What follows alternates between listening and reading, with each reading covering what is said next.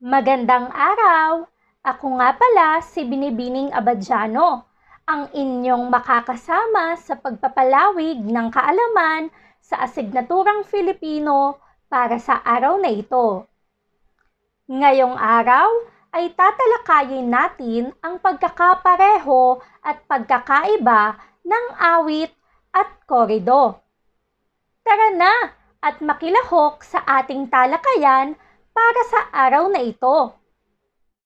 Noong nakaraang pagkikita ay tinalakay na natin kung paano lumaganap ang korido rito sa ating bansa. Nabatid natin na ito ay bunga ng pagpapalaganap ng mga Espanyol sa relihiyong Katolisismo sa pamamagitan ng kanilang mga akdang pampanitikan.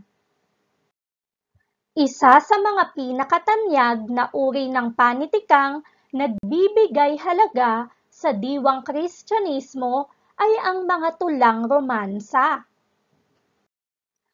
Ang tulang romansa ay isang tulang pasalaysay na naglalaman ng pakikipagsapalaran at kabayanihan. Sinisimulan ito sa pamamagitan ng pag-aalay ng isang panalangin. Karaniwan itong pinagbibidahan ng mga prinsipe at prinsesa at mga taong kabilang sa maharlikang pamilya. Mayroong dalawang anyo ang tulang romansa, ang awit at ang korido. Ang dalawang panitikan na ito ay parehong nagtataglay ng mga katangian ng isang tulang romansa. Pareho itong sinisimulan sa pamamagitan ng pag-aalay ng isang panalangin. Karaniwan din itong pinagbibidahan ng mga taong kabilang sa maharlikang pamilya, gaya ng mga prinsipe at prinsesa at mga hari at reyna.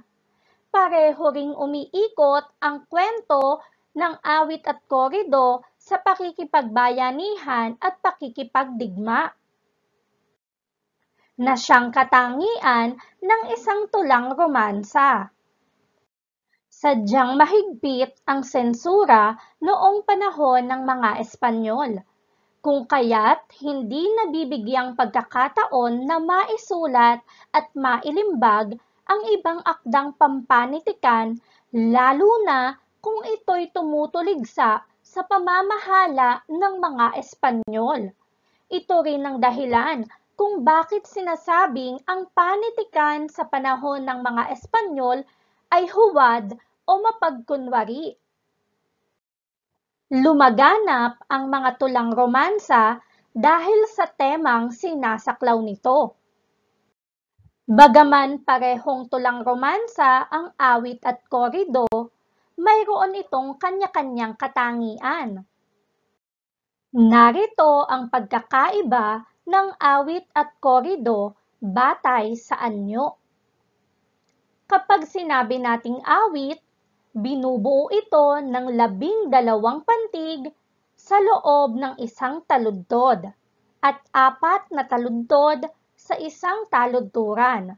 Samantalang, ang korido naman ay binubuo ng 8 pantig sa loob ng isang taludtod at 4 na taludtod sa isang taludturan. Sa makatwid, ang awit at korido ay parehong binubuo ng 4 na taludtod sa isang taludturan. Pero magkaiba ang bilang ng pantig sa bawat taludtod. Sa awit, mayroon tayong 12 pantig sa bawat taludtod.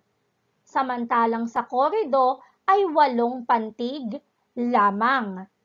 Muli, tatandaan, ang awit ay 12 pantig, ang korido naman ay 8 pantig. Narito naman ang pagkakaiba ng awit at korido pagdating naman sa musika. Ang awit ay mayroong himig na mabagal o tinatawag na andante, samantalang ang korido ay may himig na mabilis na tinatawag na allegro. Sa makatuwid, ang awit at korido, bagaman mga tulang romansa, ay maaaring lapatan ng musika. Muli, ang awit ay may himig na mabagal o andante. Samantalang ang korido ay mabilis o allegro. Dumako naman tayo sa pagkakaiba sa paksa. Ang awit ay tungkol sa mga bayani at mandirigma at ang larawan ng buhay. Samantalang, ang korido naman ay tungkol sa pananampalataya, alamat, at kababalaghan. Sa makatuwid, mas malapit sa tunay na buhay ang paksa ng awit. Samantalang ang korido naman ay maaaring kakitaan ng mga kababalaghan na maaaring hindi nangyayari sa tunay na buhay. Dumako naman tayo sa pagkakaiba ng awit at korido batay sa katangian ng tauhan. Ang awit ay may mga tauhan na walang taglay na kapangyarihang supernatural, ngunit siya ay nahaharap din sa pakikipagsapalaran. Samantalang, ang korido naman ay may mga tauhan na mayroong kapangyarihang supernatural o mga kakayahang magsagawa ng mga kababalaghan na hindi magagawa ng karaniwang tao lamang. Sa makatuwid, mas makatotohanan ang mga tauhang makikita sa awit kaysa sa korido. Narito ang sikat na halimbawa ng awit at korido dito sa ating bansa. Para sa awit, mayroon tayong Florante at Laura. Para naman sa korido, nariyan ang Ibong Adarna na siyang tatalakayin natin sa ikapitong baitang. Muli, tatandaan, bagaman parehong tulang romansa, ang awit at korido, mayroon itong kanya-kanyang katangian na siyang tinalakay natin kanina.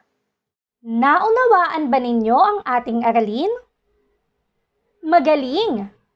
Ngayong alam mo na ang pagkakapareho at pagkakaiba ng awit at korido, hangad kong mas naunawaan mo ang akdang pampanitikan na ito.